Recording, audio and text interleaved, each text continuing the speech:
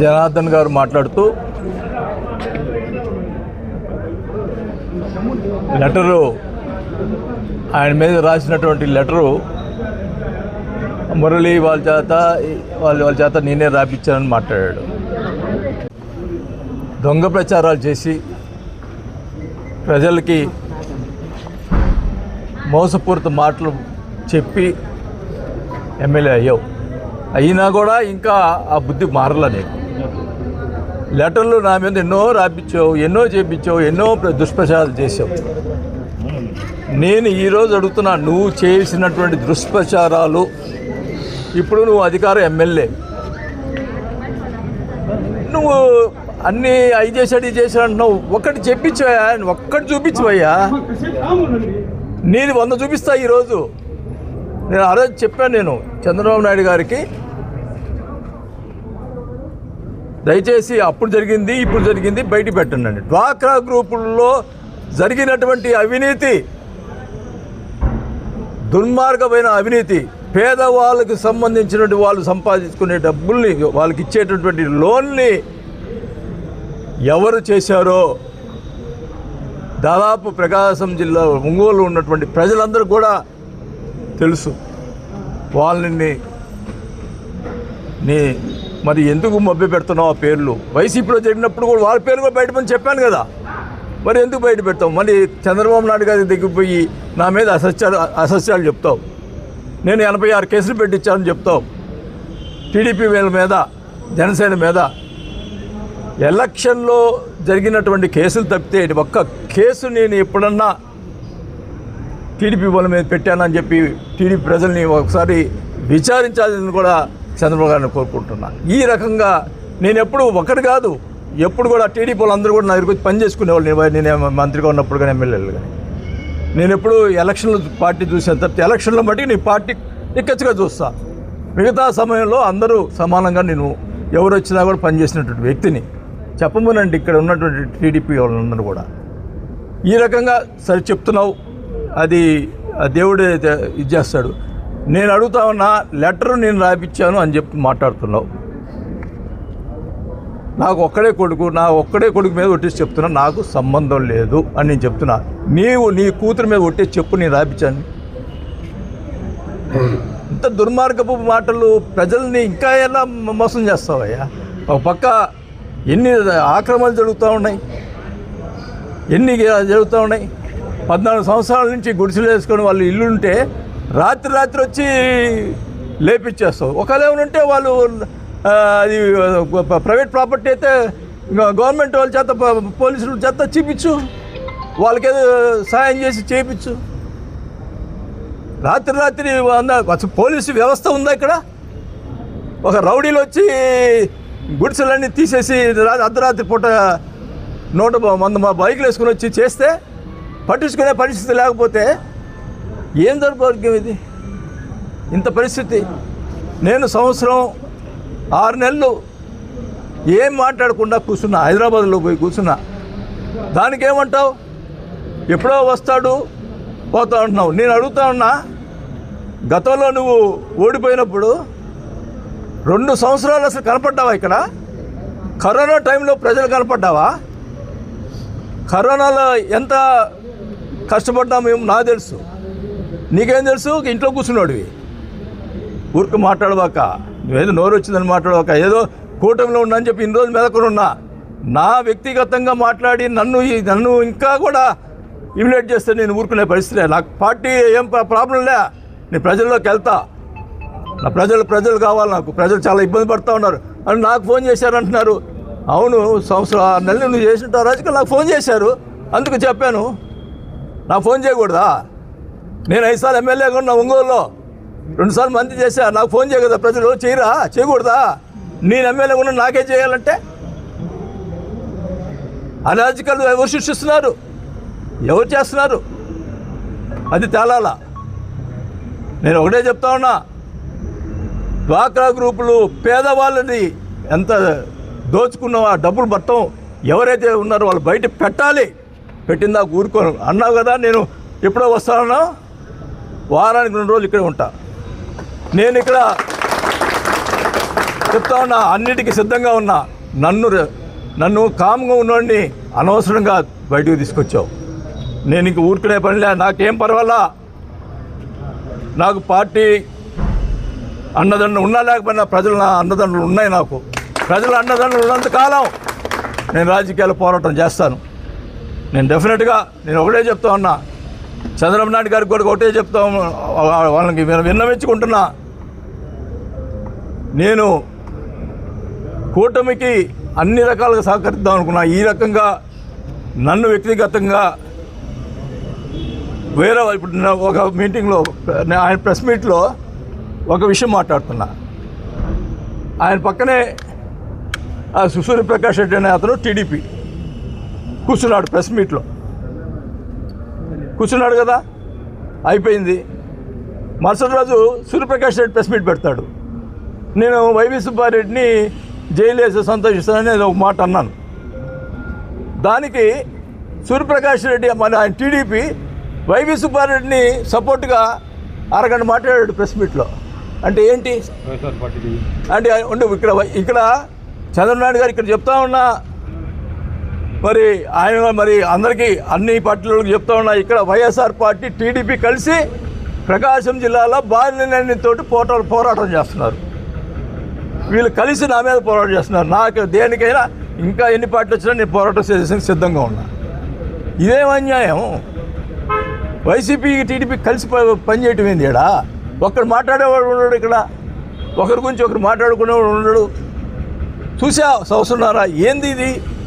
ప్రజలు ఇబ్బంది పడుతూ ఉన్నారు, మాట్లాడేవాళ్ళు లేరు. అందుకని మాట్లాడుతున్నా. నన్ను ఎవరు ఏం చేసుకున్నా ఏం పర్వాలేదు, నాకు ప్రజలు కావాలా, నేను ప్రజలతో ఉంటా, నాకేం పర్వాలా. నేను అదేమంటే ఆయన చేసిన పనులకి జనసేన అన్న అని మాట్లాడటం అది తప్పు. నేను జనసేన మన కళ్యాణ్ గారి మాటలు నన్ను గురించి మాట్లాడిన మాటల వల్ల ఆయన్ని అభిమానించి నేను పార్టీలో చేరా. అంతేగాని నేనేదో దోచుకొని దానికి నీళ్ళలో ఉండేదానికి ప్రయత్నం చేశానని చెప్పి ఇప్పుడు మాట్లాడుతూ ఉన్నారు. చూడు అయ్యా, ఇప్పుడు నన్ను ఏం దోచుకుని, ఇప్పుడు నువ్వేం దోచుకుంటున్నావు, నేనేం దోచుకున్నావు చూడు. ఇప్పుడు నా పరిస్థితి, నేను ప్రజల కోసం నా ఆస్తులని అమ్ముకొని నేను అప్పులు కట్టాను. ఆ సంగతి నాకు తెలుసు, నా బిడ్డలకు తెలుసు, నాకు మా భార్యకు తెలుసు. ఇట్లాంటి మాటలు మాట్లాడి ప్రజల్ని మభ్యపెట్టేదానికి, ఇంకా కూడా మభ్యపెట్టేదానికి ప్రయత్నం చేయొద్దు. నేను ఇక్కడే ఉంటా. ఇక జరిగిన అరాచకాలన్నీ కూడా ఒక్కొక్కటి బయట పెడతా. ప్రతి ఎక్కడ జరిగినవి అన్నీ కూడా బయట పెడతాను కూడా తెలియజేసుకుంటా ఉన్నా. నేను ఎవరు లెక్క చేయను. కేసులు పెట్టుకో, నాకేం డోంట్ కేర్. నేను ఒకటే చెప్తా ఉన్నా, నేను తప్పు చేయలేదు కాబట్టి నేను ఏమైంది మాట్లాడగలుగుతా. నేను చేయను, తప్పు చేసినప్పుడు కూడా ఒప్పుకోను. ఇప్పుడు ఈ డ్వాక్రా గ్రూపుల గురించి, ఈ లెటర్ల గురించి మీరిద్దరూ ఒకళ్ళ మీద ఒకళ్ళు ఆరోపణలు చేసుకుంటున్నారు. ఈ విషయం మీద కలెక్టర్ని కానీ లేకుంటే ఎస్పీని కానీ మీరేమన్నా కలిసి నిజాలు ఎందుకు బయట పెట్టట్లేదని చెప్పి నేను ఫోన్లో కలెక్టర్ గారితో మాట్లాడటం జరిగింది. ఎంక్వైరీ చేస్తామని చెప్పారు. నేను ఒకటే చెప్తా ఉన్నా, అధికారులు కూడా చెప్తా ఉన్నా, ఇట్లాంటి చర్యలు చాలా జరుగుతూ ఉన్నాయి. తర్వాత ఇబ్బంది పడతారు అధికారులే. దయచేసి ఈ చేసిన తప్పుల్ని బయట పెట్టాల్సిన అవసరం అధికారులు కూడా ఉంది. నేను మటుకి క్లియర్గా చెప్పాను. ఎందుకంటే నేను మానసికంగా బాధపడ్డా. మా టైంలో డాకా గ్రూపులో అంటే మా అబ్బాయి తిన్నాడు, చేసేసాడు అని మాట్లాడారు. ఇప్పుడు బయట పెట్టండి అయ్యా, మీరు ఉన్నారు కదా ఎమ్మెల్యేగా, మీరు బయట పెట్టండి. ఎందుకు అంతలా అసత్య ప్రచారాలు చేశారు పబ్లిక్కి? ఇప్పుడు ఎవరు చేశారు అది బయట పెట్టండి. నువ్వు ఎట్ట బయట పెట్టావు? ఎంక్వైరీ చేశాను, జరుగుతుంది అని మాట్లాడారు కదా. మరి ఎంక్వైరీ చేసినప్పుడు అధికారులను సస్పెండ్ చేశావు, ఎవరు చేసింది బయట పెట్టవా అంటే ఏంటి? ఎందుకు బయట పెట్టలేదు? వాళ్ళు సొంత మనుషులు ఉన్నారు కాబట్టి బయట పెట్టలేదు. ఎస్, ఇది వాస్తవం. ఎందుకు బయట పెట్టరు? బయట అవును, దీన్ని ఇంత గట్టిగా మాట్లాడుతున్నా మీరు. మీ అందరి కార్యకర్తలతో, ప్రజలతో, అందరితో, కలెక్టర్నో లేకుంటే ఎస్పీనో కలిసి ఒక ఉద్యమం ఇన్ని రోజులు ఏంది కూటమి అనే ఉద్దేశంతో కామ్గా ఉన్నాం. కానీ పర్సనల్గా నా గురించి మాట్లాడుతున్నప్పుడు నేనెందుకు ఊరుకోవాలా? నేను తప్పు చేస్తే ఊరుకోవాలా? నాకు మనస్సాక్షి ఉంటుంది కదా, అందుకని బయటపడుతున్నాను నేను ఇప్పుడు.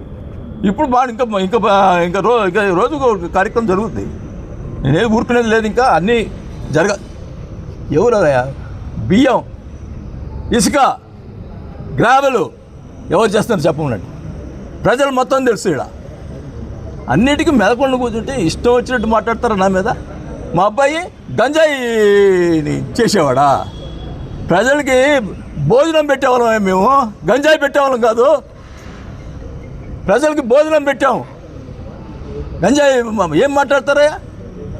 దుర్మార్గంగా ఈయనంట గంజాయి అరిగట్టాడంట, మీతో అప్పుడు అంతా గంజాయి అంతా మా అబ్బాయి సప్లై చేశాడా?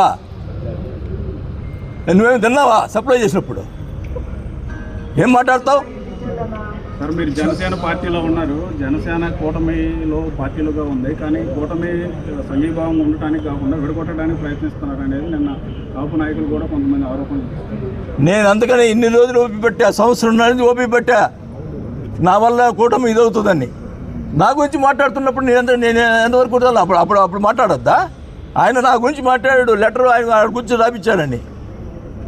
ఇప్పుడు ఆ లెటర్ రాపించిన దానిలో మీరు ఎస్పీకి ఫోన్ చేసి వస్తారు అది వస్తున్నా మీరు మాట్లాడారట కదా. నేను ఒక్క నిమిషం నిన్న ఆయన మాట్లాడుతూ కిషన్ రెడ్డి గారి చేత ఫోన్ చేయించారు అన్నారు.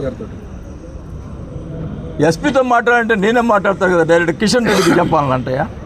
మీరే మాట్లాడారు. ఉండమ్మా అన్నీ చెప్పినాడు. కిషన్ రెడ్డి గారు మాట్లాడిచ్చాడన్నారు. నాకు కిషన్ రెడ్డి పోవడం లేదు, పోయింది లేదు. నేను కిషన్ రెడ్డి మాట్లాడేది ఇచ్చింది లేదు. నేను మా కొడుకు మీద ఒట్టేసాను. ఇంకా అంతకంటే ఏం మాట్లాడాలి? ఇంకా ఏం చేయాలి చెప్పండి? అయిపోయిందా? మొన్న నేను వచ్చిన రోజు వాళ్ళ పిల్లలు వచ్చారు, మురళికి సంబంధించిన పిల్లలు వచ్చారు. వచ్చి 4 గంటలు కూర్చున్నారు. సార్ భయపడుతున్నాడండి, మీరు ఎస్పీ గారికి చెప్పి ఎస్పీ గారి దగ్గర సరెండర్ చేస్తాం, డీఎస్పీ అయితే నన్ను కొడతాడని భయపడుతున్నాడంటే నేను ఎస్పీ గారికి చెప్పి సార్ మ్యాన్ హ్యాండ్లింగ్ చేస్తారని చెప్పి భయపడుతున్నాడంటే సార్ మీ దగ్గరికి వచ్చి సరెండర్ అవుతాడంట అని చెప్పిన. ఇది తప్పితే నేనేమన్నా ఎస్పీ గారిని అడగండి. ఇది జరిగింది. ఏది మొన్న నేను ఒంగోలు వచ్చినప్పుడు ఇంట్లో ఓపెన్గా మాట్లాడినా. అదే మాట్లాడుకుంటే హైదరాబాద్ గురించి మాట్లాడేవాళ్ళు కదా, ఇక జనాల్లో కూర్చొని మాట్లాడాల్సిన పనే ఉంది? చెప్పండి మీరే. ఓకే, నెక్స్ట్ మీ కార్యాచరణ ఏంటంటే చాలా పెద్ద స్టేట్మెంట్ ఇచ్చారు. నెక్స్ట్ కార్యాచరణ ఎలా ఉండబోతుంది? నేను ఒకటే చెప్తున్నా, ఇప్పటికీ కూటమి ఉన్నా అతను మాట్లాడుతున్నాడు కాబట్టి నేను మాట్లాడుతున్నా. పెద్దలు చొరవ తీసుకొని ఇక్కడ జరుగుతున్నటువంటి అన్యాయాలను అడ్డుకోవాలి. First point. ఇప్పుడు నాకేదో కిరీటం పెట్టమని చెప్పి నేనేమో అడగట్లా. ఇక్కడ ప్రజలకి ఇబ్బంది లేకుండా చేయాల్సిన బాధ్యత ఉంది. చంద్రబాబు నాయుడు గారు కాకుండా జనసేన పార్టీ రెండు భాగాలుగా విడిపోయిందండి. మీరు కలుపుకొని పోయే ప్రయత్నం నేను కలుపుకొని నేను పార్టీ కొత్తగా వచ్చినానండి. నేను కలుపుకొని పోయే ఇప్పుడు అది కాదు. ఇప్పుడు మీరు ఎట్లుందంటే నా చేత మాట్లాడించేదానికి తప్ప ఇంకేమైనా ఉందా చెప్పండి? KIMS hospital NH5 market yard వెనుక ఒంగోలు. జనరల్ సర్జరీ విభాగం నందు అన్ని రకాల సర్జరీలు, లాప్రోస్కోపిక్ సర్జరీలు చేయబడును. Doctor Karthik Babu Perumalla MBBS DNB laparoscopic and general surgery. Doctor Imran Azad MBBS MS general surgery. Doctor M Ramakrishna MBBS DNB anesthesiology. ఊపిరితిత్తులకు సంబంధించి అన్ని రకాల సమస్యలకు సంప్రదించండి. Doctor Kapa Pavan Kumar MBBS MD pulmonology. విష జ్వరాలు, బీపీ, షుగర్, థైరాయిడ్ వంటి అన్ని సాధారణ వ్యాధులకు సంప్రదించండి. Doctor D Satish Kumar Reddy MBBS MD general medicine. మా గైనకాలజీ విభాగం నందు అన్ని రకాల స్త్రీల సమస్యలకు చూడబడును. కాస్మెటిక్ గైనకాలజీతో కోత లేకుండా, నొప్పి లేకుండా, మత్తు అవసరం లేకుండా, శస్త్రచికిత్స లేకుండా మహిళల అన్ని సమస్యలకు జర్మన్ లేజర్ ద్వారా అందుబాటులోకి తీసుకురాబడింది. డాక్టర్ జి కల్పన MBBS DNB DGO. Doctor yes Sujini MBBS DNB DGO. మా కంటి విభాగం నందు ప్రతిరోజు అన్ని రకముల కంటి పరీక్షలు మరియు కంటి శస్త్రచికిత్సలు చేయబడును. డయాబెటిక్ పేషెంట్లకు రెటీనా పరీక్ష చేయబడును. కాంటాక్ట్ లెన్స్ సౌకర్యం కలదు. Doctor B Kiran Jyothi MBBS MS ophthalmology. Doctor B Haindavi MBBS MS ophthalmology, doctor G Vijayalakshmi MBBS MS ophthalmology. చెవి, ముక్కు, గొంతుకు సంబంధించిన అన్ని రకాల సమస్యలకు సంప్రదించండి. Doctor Konagalla Karthik MBBS DNB ENT FHNO. అన్ని రకాల దంత సమస్యలకు సంప్రదించండి. Doctor M Deeksha BDS. అపార అనుభవం కలిగిన డాక్టర్ల పర్యవేక్షణ, అధునాతన సాంకేతిక పరిజ్ఞానంతో పొందండి సంపూర్ణ వైద్య సంరక్షణ. ఈహెచ్ఎస్ మరియు ఎన్టీఆర్ వైద్య సేవ సౌకర్యం కలదు. అన్ని రకాల ఆరోగ్య బీమా కార్డులు అంగీకరించబడును. KIMS hospital NH5 market yard వెనుక, ఒంగోలు. ఫోన్ 08592 667788.